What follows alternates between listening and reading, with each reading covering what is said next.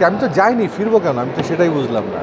আমি তো চলচ্চিত্রেরই মানুষ। সবসময় মানুষ তো এক জায়গায় থাকবে না, সবসময় মানুষ একই কাজ করবে নাকি? হাসি পায় মাঝে মধ্যে যে কী অভিনয় করলাম, আরও ভালো করা উচিত ছিল। ছবি কি? ছবি হচ্ছে মানুষের একটা ড্রিম। মানুষ স্বপ্নে যা করতে পছন্দ করে, স্বপ্নে যা দেখতে ভালো লাগে, সেগুলো সে পর্দায় দেখতে চায়।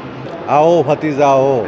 না, ওইটা আমারই এক ছবি ছিল না, আমিও দেখেছি এবং যারা এখানে মেসেজে বিভিন্ন রকম কমেন্টস করেছেন তাদের কমেন্টসও পড়েছি। নিজের কাছেও ভালো লেগেছে, জিনিসটা ভালো লেগেছে, অনেকেই পছন্দ করেছে। ফেরা কি? আমি তো যাইনি, ফিরবো কেন? আমি তো সেটাই বুঝলাম না। আমি তো চলচ্চিত্রেরই মানুষ, এখানে তো যাবার কোনো প্রশ্নই আসে না। সেক্ষেত্রে যদি ভালো কোনো গল্প পাই অবশ্যই কাজ করবো, কাজ না করার কোনোই নেই। আমার কাছে গল্পে আসার পর যদি গল্প পড়ার পর নিজের কাছে ভালো লাগে অবশ্যই কাজ করবো। যমুনা ইস্তি, the goodness of purified air. আমার বাসায় এনেছি যমুনা ইস্তি, আপনি কিনছেন তো?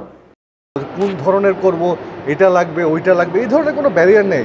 গল্প পড়ার পর যদি মনে হয় যে না, এখানে আমি ফিট বা এই কাজটা করতে পারবো, আমি যতটুকু অভিনয় জানি সেটুকুতে এটাকে সুন্দরভাবে ফুটিয়ে তুলতে পারবো, তাহলে অবশ্যই কাজ করবো। যে আমাদের দেশে যারা সিনিয়র শিল্পীরা রয়েছেন বা যারা সিনিয়র আছেন তারা অনেক সহনশীল, অনেক ভালো মনে হয় আমার কাছে। যে তারা যখনই কোনো নতুন শিল্পী আসছেন তাদেরকে জায়গা ছেড়ে দিচ্ছেন যে তোমরা কাজ করো, আমরা অনেক কাজ করেছি, আমরা আর করবো না। আমি পজিটিভলি দেখি যে ঠিক আছে, আমরা কাজ করেছি বা সিনিয়ররা কাজ করেছে 20-25 বছর, আচ্ছা এবার যারা নতুন আসছে তারা কাজ করবে। কোথায় দূরে সরে গেলাম? সবসময় মানুষ তো এক জায়গায় থাকবে না, সবসময় মানুষ একই কাজ করবে নাকি? নতুন যারা আসছে তাদেরকে জায়গা ছেড়ে দিতে হবে, তারা কাজ করবে। এখন যারা ভালো কাজ করছে তাদেরও একসময় চলে যেতে হবে, আবার নতুন জেনারেশন আসবে। তো সবাই মিলেমিশে কাজ করবে, অসুবিধা কী? সবসময় চাইতাম বা ভাবতাম যে আমাদের চলচ্চিত্রের মানও যেন এই লেভেলে আসে। সত্যি এই ছবিগুলোর ট্রেলার দেখে আমার কাছে ফিল হচ্ছে না আমাদের চলচ্চিত্র ঠিক পথের দিকে মনে এগোচ্ছে। আমি কী চাই সেটা বড় কথা না, আমার দর্শক কী চায় সেদিকে আমাদের ফোকাস রাখা উচিত। যারা ছবি বানায়, আমরা আমাদের নিজেদের পছন্দের মতন ছবি বানাই যে আমার কাছে ভালো লেগেছে, কিন্তু এটা দর্শকের কাছে যে ভালো লাগে না।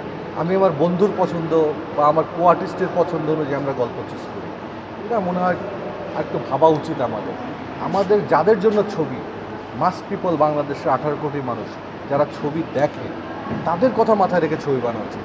নিজের কথা ভেবে নিজের পছন্দ মতো আমার মনে হয় না ছবি বানালে সেটা হয়তো 2-1 জন প্রশংসা করবে, আপনার কলিগরা খুব প্রশংসা করবে, খুব বাহাবা দিবে, হয়তো আপনি বাংলাদেশের আশেপাশে কোনো দেশে গিয়ে কোনো একটা ফুটলা নিয়ে আসতে পারেন।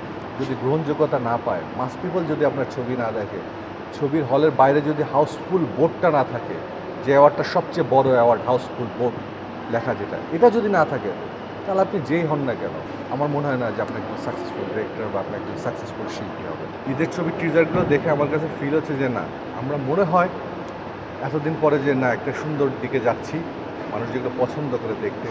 ছবি কি? ছবি হচ্ছে মানুষের একটা ড্রিম। মানুষ স্বপ্নে যা করতে পছন্দ করে, স্বপ্নে যা দেখতে ভালো লাগে, সেগুলো সে পর্দায় দেখতে চায়। 3টা ঘন্টা সে একটা অন্য জগতে চলে যেতে চায়। তো সেরকম জিনিস যখন পর্দায় দেখি তখন ভালো লাগে।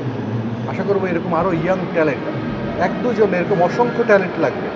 এই ট্যালেন্টগুলো যখন স্ক্রিনে তাদের মেধা দেখাবে, তখনই না বাংলা চলচ্চিত্র তার আগের অবস্থানে বা একটা আরও বেটার অবস্থানে যাবে আমি মনে করি। হয়তো অনেকে অনেক রকম পরীক্ষামূলকভাবে বিভিন্ন অ্যাঙ্গেলের ছবি বানাচ্ছে, চেষ্টা করছে দর্শকের রুচি চেঞ্জ করবার জন্য বা দর্শকের নার্ভ বোঝার জন্য।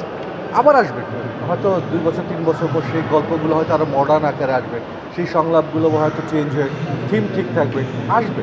হাসি পায় মাঝে মধ্যে যে কী অভিনয় করলাম, আরও ভালো করা উচিত ছিল। শিল্প সাহিত্য এমন একটি জায়গা যেখানে আপনি যত বেশি নিজেকে উজাড় করে দেবেন তত বেশি আপনি পাবেন। এর দেবার কোনো শেষ নেই। আপনি আপনার দেয়া শেষ করে দেবেন, ও দেয়া শেষ করে দেবে। আপনি যত দেবেন তার বেশি রিটার্ন পাবেন।